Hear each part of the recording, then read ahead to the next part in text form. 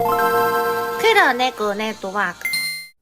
Attention! The following videos from WOTA Wednesday Season 1. Info may be outdated, and context may be lost. Also, it may be incredibly cringe. You've been warned! Now, what you hear is not a test. We're talking about an idol who connect the East and the West. What more moves made to have her? They're truly blessed. This idol stands out from all the rest. So if you watch my videos, you know what I'm about to say. Because I gotta end this with play my music, baby.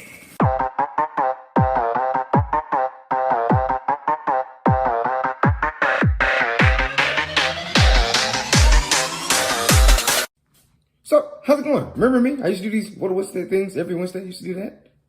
I'm starting back up.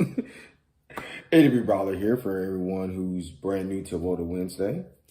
Let's jump right into it. We're talking about Miki Nonaka this time. And no, we're not talking about that thing that she said on Youngtown this time. We're gonna forget it, and hopefully they're not playing that in the background right now on this part. They're playing it on. Oh yes, I'm coming. Ryuji, I'm breaking your knuckles. Anyway. Miki Nonaka, where do we start? Where do we start with Miki?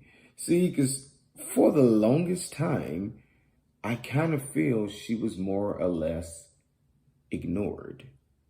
I feel like only recently have they started using her to her full potential. Miki Nonaka has always been seen as one of the cooler members with the other girls in Morning Musume. If you remember my video, Idols Cute, Cool, Sexy, she was always seen as more of a cooler one because she speaks multiple languages, and they even like that about her. So, of course, other people will like that about her. Some people call it a gimmick, but it's one that works. I just think it's a little sad that it seemingly took a pandemic for them to realize they are sitting on a gold mine with her. I guess it could be argued that before the whole pandemic broke out, they were hyping her a little bit, like with the Rocketson NBA thing, where she was going to talk to the Lakers girls and Lakers players and just basketball players in general, and just going all over the place.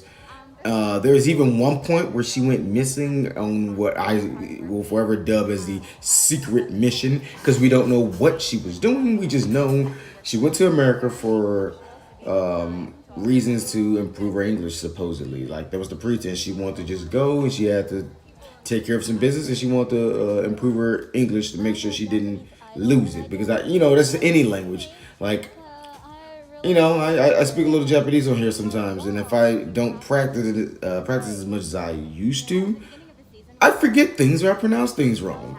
I do. Like, I noticed that I even started pronouncing the girls' names in a more Americanized way, and I got kind of called on one of their videos for the way that I will say Akari Takuchi, which is American as heck, as opposed to saying Akari Takuchi, which is kind of more like I would sound. But she takes pride in this, and you can call it her gimmick or whatever, but it's what makes her their secret weapon, and it's why they're using her now. Yeah, so for whatever reason, she decided to blow up like that. Like, why they decide to just start hyping her up, I don't know. I'm not sure, but it's working. And they realize now that she's like a hidden weapon of theirs they should have been using. I mean, it's not just an America thing. More people speak English than any other language. Let her talk to the people. Do it. And they're doing it now. On the Facebook, on the Instagram, they have her out there and letting her talk to the fans. It's crazy that it seemingly took a pandemic for them to realize, wait, we have an idol that can talk to people. Yes, use that ability. She is what could link the East and the West, basically, like I said in the intro. She is what could finally make Jpop, outside of baby metal. We know they're awesome. And I don't know if they're more like J-Rock. But she's like the only person I can think of that they can have, that they can actually really use to finally appeal to people here or other countries or anywhere where they speak English. I have friends, family, and all kind of people I know who do not really care about my style of music. They call it the squeaky voice girl music, and I'm like, wow, they really listen. I mean, some of them voices are really pitchy. Looking at you, Akari Umura, but not all of them are. But for some reason, I can't get them to look at anything or listen to anybody else. I can get them to sit down and listen to Miki. Maybe because she's speaking English, and they'll forget for a moment that she's not really American. I just jokingly call her that. And that works. It almost goes back to the whole thing I was saying in the WOTA Wednesday episode about Fakey and Akina.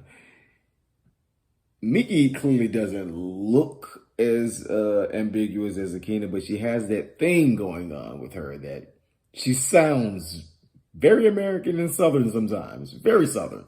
And that works to the point that people can forget because it doesn't sound like English, it sounds like English, and that's what they want. So yeah, Miki Nonaka is a hidden gem that they have. Like, they need to use her more often, and I'm glad they finally realized that because they've been sitting on this for way too long.